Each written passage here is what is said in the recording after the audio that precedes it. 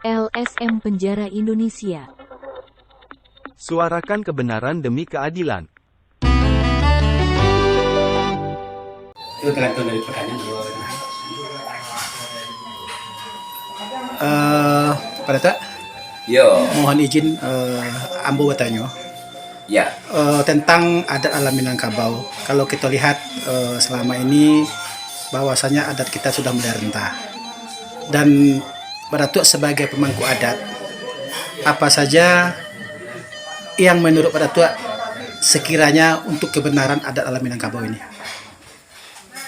mau jawab pertanyaan yang sepengalaman yang diketahui, Iya. baik sejarah Iya. daripada nenek-nenek kita yang telah terdahulu.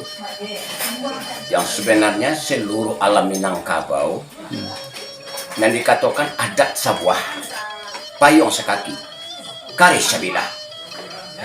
Maka dibentuklah tiap daerah, maka diadakanlah pembentukan supaya adat kokoh terrealisasi dan dikatakan adat selingga nagari, pusako selingga suku, dan dikatakan masalah sako jo pusako karena adat kita kok telah jauh merendah dari fungsi-fungsi adat, makanya adat kita kok masih kita perkuat adalah tentang permasalahan adat istiadat sako jo pusako.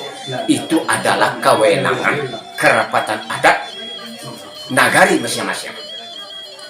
Karena oleh sebab itu masalah adat istiadat sako jo pusako tetap diselesaikan di kerapatan adat daerah masing-masing. Karena di sinilah kita kokoh dalam permasalahan sako jo pusako, disitulah ayunya jernih, sayaknya landai, ikannya jinak, katonyo putih. Nah mengarut sabi gaul, merasuk sabi rasuk. Ialah tentang adat istiadat sako jo pusako. Jadi kalau dilarin ke arena ke pemerintahan, mungkin tidak ketemu masalah penyelesaian di kerapat adat itu tidak sesuai dengan putusan yang telah dijalani kebiasaan di pengadilan atau undang-undang negara. Jadi lebih baik adat kita kokoh yang supaya murni hukum adat. Adat yang bersandi syarak yang bersandi kitabullah harusnya diselesaikan di kerapatan adat, karena itulah ada kewenangan kan kerapatan adat nagari. Hanya itulah kunci-kunci adat yang mungkin bisa perkuat supaya nenek mama alim ulama jadi tahu pandai sudah gendang dalam nagari itu akan memberikan arahan untuk dalam ada permasalahan di sako jo pusako harus kuncinya di kerapatan adat. Jadi kalau menurut pendapat aku masalah adat, apabila penyelesaian kok tidak ada di kerapatan adat, maka langsung masyarakat kita ke pengadilan.